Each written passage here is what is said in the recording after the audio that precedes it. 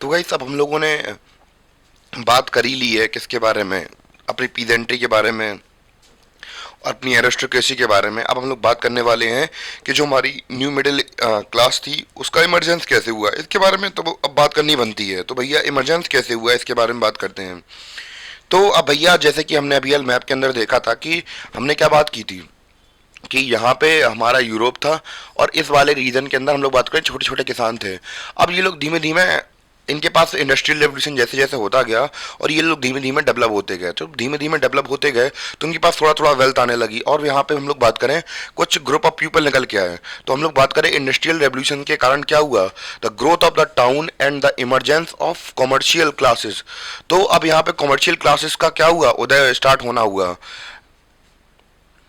Existence was based on production for the market. तो भैया अब इन लोग यहाँ पे हम लोग बात करें छोटे छोटे से इनके किसान वगैरह किसान होते थे, इनके फार्म्स वगैरह होते थे। धीमे धीमे ये करने लगे, पैसा इकट्ठा करने लगे और एक तरीके से ये अपना खुद का प्रोडक्शन करने लगे। अब खुद की प्रोडक्शन करने लगे तो बड़ी बड़ी जगह पे भेजने लगे। बड़ी बड़ी जगह पे भेजने लगे तो आपको पता ही है इंडस्ट्रियल रेवोल्यूशन के बाद जो गुड बने थे वो कहाँ पे इम्पोर्ट हो रहे थे, आपको पता होगा, इंडिया से लिंक है ये चीज़ें, ठीक है। तो हम लोग बात करें दुनिया के अलग अलग कोनों में भेजे जा रहे थे। तो इससे भैया इनके पास थोड़ा थोड़ा पैसा आने लगा। जब पैसा आने लगा तो यहाँ पे हम लोग बात करें कि क्या हुआ, इमरजेंस हुआ। इसका आउटकम क्या देखने को मिला, आउटकम में देखने को मिला इमरजेंस ऑफ वर्किंग क्लास। तो यहाँ पे कुछ वर्किंग क्लास का क्या हुआ, उदय होना स्टार्ट हुआ। यहाँ पे जो पॉपुलेशन थी वो पॉपुलेशन क्या हुई, मतलब यहाँ की जो पॉपुलेशन थी वो धीमे धीमे मिडिल क्लास में बनने लगी, मेड ऑफ इंडस्ट्रियलिस्ट। अब भैया जब उद्योग खोलोगे तो फिर उद्योगपति तो बनोगे ही बनोगे। इंडस्ट्रियलिस्ट मतलब होता है उद्योगपति। तो इन उद्योगपति बनने लगे यहाँ पे, बिजनेसमैन राइज होने लगे। भैया आप व्यापार स्टार्ट कर ही दिया है तो बिजनेसमैन तो बन ही जाएंगे फिर हम लोग, प्रोफेशनल्स। तो अब ऐसे जब धीमे धीमे पावरफुल लोगों का उदय होना स्टार्ट हुआ। पहले ये सब कुछ नहीं होता था। पहले तो केवल दो लोग होते थे। कौन कौन होता था, पहले केवल राजा साहब होते थे और गरीब किसान होता था। मालिक मालिक रोटी दे दो, नहीं देंगे तुम्हें, तो ऐसा सीन चलता था। तो अब क्या हो रहा कि ये चौड़ में आएंगे, हमारे पास भी पैसा है, नेता हो तुम, राजा हो तो क्या, ऐसे कैसे राजा हो तुम। तो अब ये चैलेंज करेंगे, क्या करेंगे अब, क्योंकि इनके पास पैसा है और ये उनके ऊपर अब इतना डिपेंडेंट नहीं है। It was among the educated liberal middle class that ideas of national unity following the abolition of aristocratic privileges gained popularity। तो भैया अब इनकी डिमांड क्या आने लगी कि इन्होंने कहा कि जगिया जो जो हम लोग बात करें, मैं इसको वर्ड को बोलना थोड़ा कम पाता हूँ, एरिस्टोक्रेटिक जो प्रिविलेजेस हैं, यानी कि भैया जो राजा महाराजा पुराने समय से हम लोग देखते आए थे। तो भैया अब ये लोग, हम लोग देखते थे कि ये लोग बहुत ज़्यादा पावरफुल थे। तो अब ये लोग बचपन से इनको अधिकार मिल जाते हैं कि कुछ भी करना हो, कुछ भी कर सकते हैं सोसाइटी के अंदर। तो अब इन लोगों ने कहा अब नहीं, अब नहीं होने देंगे हम ये।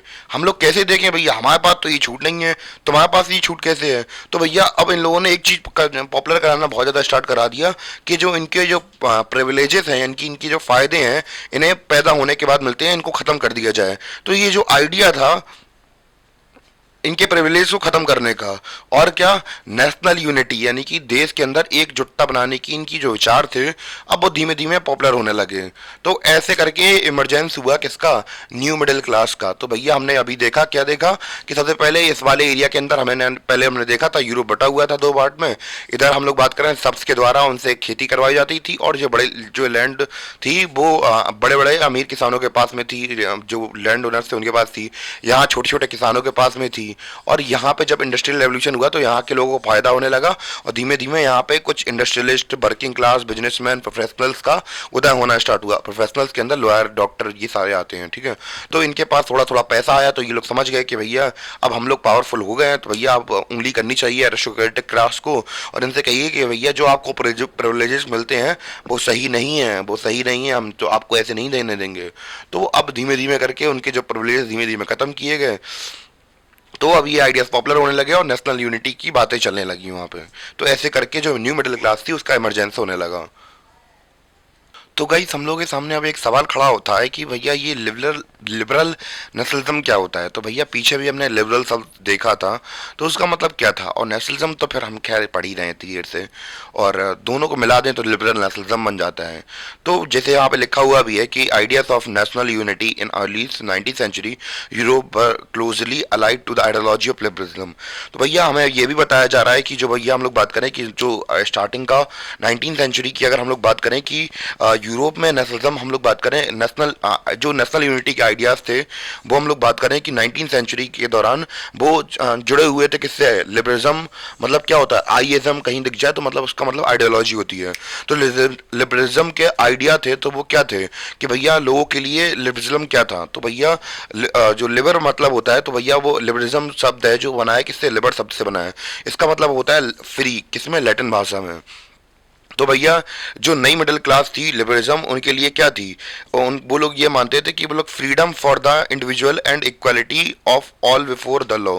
यानी कि वो मानते थे कि सभी लोग बराबर हैं और जो कानून है वो सबके लिए एक जैसा होता है।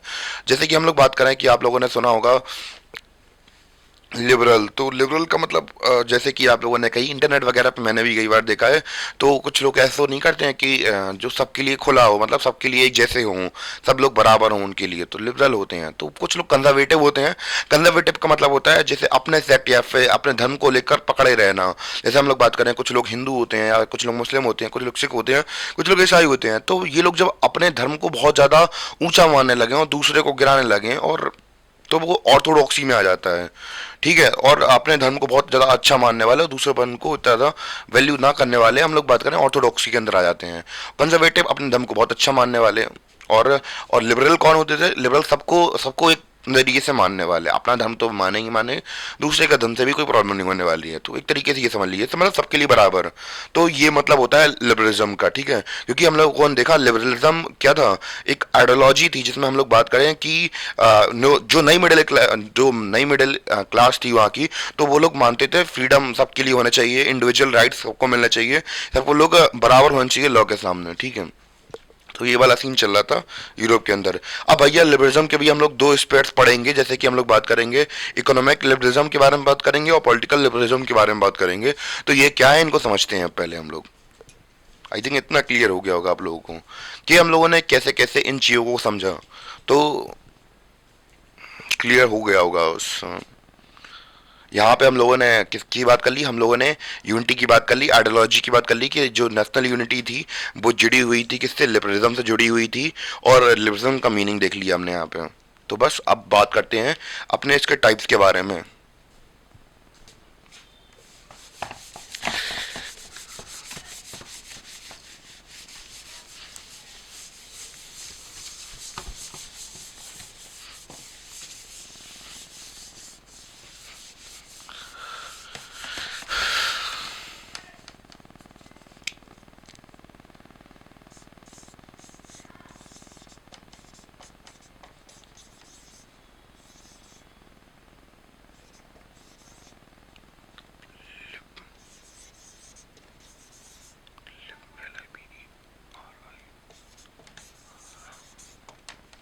हम लोग बात करने वाले हैं पॉलिटिकल लिबरलिज्म के बारे में। तो गई सब हम लोग बात कर लेते हैं पॉलिटिकल लिबरलिज्म इन पॉलिटिकल स्फीयर के बारे में बात कर लेते हैं। तो जैसा कि हमने अभी हाल बात की थी लिबरलिज्म के बारे में, सबके पास इक्वल राइट्स हो, तो इसमें पॉलिटिकल क्षेत्र में क्या मांग रहे थे वे, ये देखते हैं। It emphasis the concept of government by consent. तो क्या मतलब होता है गवर्नमेंट बाई कॉन्सेंट का मतलब, कॉन्सेंट का मतलब होता है कि आपने मुझसे पूछ के कोई काम किया कि नहीं किया, ये समझ लीजिए। तो अगर आप लोग गवर्नमेंट बना रहे हैं तो वो हमारे पूछ के बना रहे हैं या नहीं बना रहे हैं। यानी कि अभी तक क्या चल रहा था कि राजा का बेटा राजा बनेगा, जैसे हम लोग बात करें कि दादा राजा है तो उनका बेटा भी राजा बनेगा, उनका बेटा भी राजा बनेगा, राज अभिषेक की विधियां होती थी। तो अब ये लोग कह रहे थे कि भैया जो गवर्नमेंट बनेगी, जो सरकार बनेगी, वो हमारे पूछ के बनाई जाएगी। ये थोड़ा ना है कि भैया तुम आओ अपने कानून थोप दो ऊपर, हम तो भैया पूछा ही नहीं तुमने हमसे, तुम वहां पर रूल करने लगे, ये कैसे चलेगा। Since the French Revolution, liberalism had stood for the end of autocracy and clergy privileges. तो जैसे कि हमें पता है कि सबसे ऊपर वाली क्लास क्लर्जी और ऑटोक्रेटिक क्लास थी, तो भैया अब ये लोग कह रहे थे कि भैया हमें अब नहीं चाहिए है, अब ये क्लास झेल नहीं रही हमसे, इनके जो इतने इतने सारे प्रिविलेजेस मिले हैं तो भैया हमें क्यों नहीं मिलते हैं ये प्रिविलेज। यही इन्हीं लोगों को बचपन से ही मिलते हैं, जो लोग पैदा हो जाते हैं ऊंची ऊंची क्लास में और इन्हें इतने अच्छे अच्छे प्रिविलेजेस मिल जाते हैं। तो ये कह रहे थे इनके जो प्रिविलेजेस हैं इन्हें हटाओ।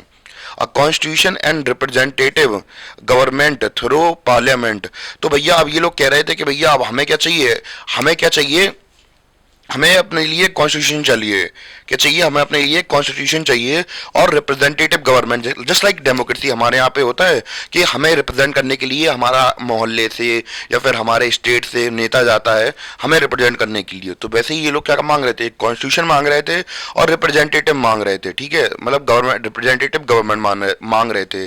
19th century liberal are also studied stressed in inviolability of private property. तो भैया अब ये लोग कह रहे थे कि जो प्राइवेट प्रॉपर्टी होती है तो भैया इसमें हमें हकदारी चाहिए, क्या चाहिए, हकदारी चाहिए। अभी तक क्या चल रहा था सीन के जो प्रॉपर्टी होती थी वो किसके नाम पे होती थी, राजाओं के नाम पे होती थी या फिर वहाँ के लैंड लॉर्ड्स के नाम पे होती थी। अब इन्होंने प्राइवेट प्रॉपर्टी की बात करना स्टार्ट कर दी। Yet the equality before the law did not necessarily stand for universal suffrage. तो भैया अब थोड़ी हिपोक्रेसी की भी सीमा होती है, पर ये लोग इतनी अच्छी अच्छी बातें कर रहे हैं कि भैया सबको अधिकार दो, सब बराबर हैं, पर ये केवल और केवल अपने लिए बात कर रहे हैं, स्पेशली मेंस के लिए बात कर रहे हैं। ये औरतों के लिए कोई कोई चीज़ ना, कोई फ्रीडम मांग रहे हैं ना कुछ मांग रहे हैं। इवन की जो राइट्स हैं फीमेल्स के वोटिंग के वो 20 सेंचुरीज में मिले हैं, यानी कि इस समय पर उनकी कोई बात ही नहीं चल रही है। ये केवल और केवल अपने लिए बात करते हैं। यूनिवर्सल सफरेज क्या होता है, सभी के लिए इक्वल होती है। जैसे हमारे यहाँ पे इंडिया के अंदर अगर वोट देने की जो पॉलिटिकल राइट्स होते हैं वो यूनिवर्सली सफरेज हैं, जैसे कि सबके पास अधिकार है, चाहे वो औरत हो महिला हो कोई भी हो, हमें कोई उससे मतलब नहीं होता है। पर यहाँ पे ये लोग केवल मेंस की बात कर रहे हैं, औरतों के लिए बात नहीं कर रहे हैं। मतलब औरतों को तो बहुत जाके लेट में राइट्स मिलेंगे। क्लियर। तो अभी तक हमने क्या देखा, लिबरलिज्म इन पॉलिटिकल स्फीयर के अंदर हमने ये देखा कि ये लोग मांग रहे थे कि भैया कि जो गवर्नमेंट बने वो कॉन्सेंट से बने, यानी कि इनके ऐसे यानी कि इनकी पूछ पूछ के बनाई जाए। दूसरा ये देखा कि भैया फ्रेंच रेवोल्यूशन के दौरान इन्होंने देखा कि लिबरलिज्म का आइडिया आ रहा था इनके अंदर और ये लोग कह रहे थे जो ऑटोक्रेसी और क्लर्जी के जो प्रिविलेजेस हैं इन्हें हटाया दिया जाए। तीसरा क्या देखा, ये लोग चाह रहे थे कि कॉन्स्टिट्यूशन बनाया जाए और रिप्रेजेंटेटिव गवर्नमेंट बनाई जाए। और ये लोग क्या मांग रहे थे, प्राइवेट प्रॉपर्टी के राइट्स मांग रहे थे। और ये लोगों ने लास्ट में हमने देखा कि भले ही इतनी लंबी लंबी बात कर ली हो पर ये केवल अपनी फायदा देख रहे थे, दूसरों के से इन्हें मतलब नहीं था। ये केवल यूनिवर्सल सफरेज की बात नहीं कर रहे थे, ये केवल मेंस की बात कर रहे थे, औरतों के लिए ये लोग खड़े नहीं थे। इतना क्लियर हो गया होगा आप लोगों को।